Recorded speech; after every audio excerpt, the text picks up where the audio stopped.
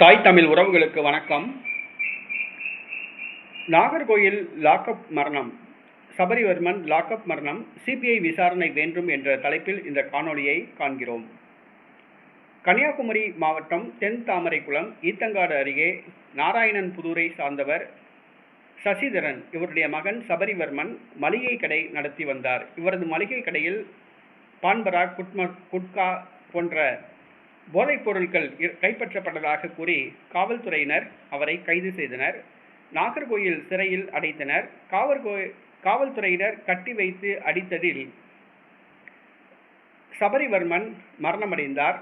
பிரேத பரிசோதனையில் அவரது உடலில் 19 இடங்களில் காயங்கள் உள்ளதாக குறிப்பிடப்படுகிறது. அவரது உடலை வாங்க மறுத்து அவரது உறவினர்கள் போராட்டம் நடத்தி வருகிறார்கள். இந்த சூழ்நிலையில் இதற்கு காரணமான ஜெகன் உள்ளிட்ட 3 ஜெயில் வார்டன்கள் கைது செய்யப்பட்டார்கள். ஆனால் இந்த வழக்கை திசை திருப்பும் விதமாக நாகர்கோயில் சிறையில் அடைக்கப்பட்டிருந்த 8 சிறை கைதிகளும் கைது செய்யப்பட்டுள்ளார்கள். இந்த சபரிவர்மன் மரணத்துக்கு காரணம் 3 ஜெயில் வார்டன்கள் தான். ஆனால் கூடுதலாக 8 சிறை கைதிகள் கைது செய்யப்பட்டுள்ளார்கள். இது வழக்கை திசை திருப்புவதற்காக என்று கூறப்படுகிறது. என்னவென்று சொன்னால், சபரிவர்மனை அடித்து கொன்றது வார்டன்கள் அல்ல, அங்கிருந்த சிறை கைதிகள் என்று வழக்கை திசை திருப்புவதற்காக கைது செய்யப்பட்டுள்ளார்கள். அதாவது சிறையில் அடைக்கப்பட்டிருந்த சபரிவர்மனுக்கும் ஒரு சிறை கைதிக்கும் தகராறு ஏற்பட்டதாக கூறப்படுகிறது.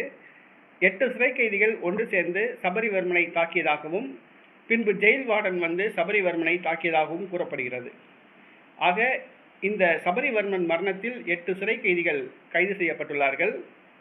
இது வழக்கை திசை திருப்புவதற்காக என்று கூறப்படுகிறது. அந்த 3 ஜெயில் வார்டன்களையும் தப்பிக்க வைப்பதற்காக என்று கூறப்படுகிறது. 8 சிறை கைதிகள் சேர்ந்து சபரிவர்மனை தாக்கியதாக கூறப்படுவது நம்பத்தகுந்ததாக கிடையாது. ஆக இந்த 3 ஜெயில் வார்டன்களை தப்பிக்க வைப்பதற்காக 8 சிறை கைதிகள் கைது செய்யப்பட்டிருப்பதாக கூறப்படுகிறது. இது தமிழக காவல்துறையின் விசாரணையில் நம்பிக்கை இருப்பதாக தெரியவில்லை. ஆக சிபிஐ விசாரித்து நீதியை நிலைநாட்ட வேண்டும். சபரிவர்மன் மரணத்தில் சிபிஐ விசாரணை தேவைப்படுகிறது. ஆக சிபிஐ தானாக முன்வந்து இந்த வழக்கை விசாரிக்க வேண்டும். அதுதான் சாலச் சிறந்தது.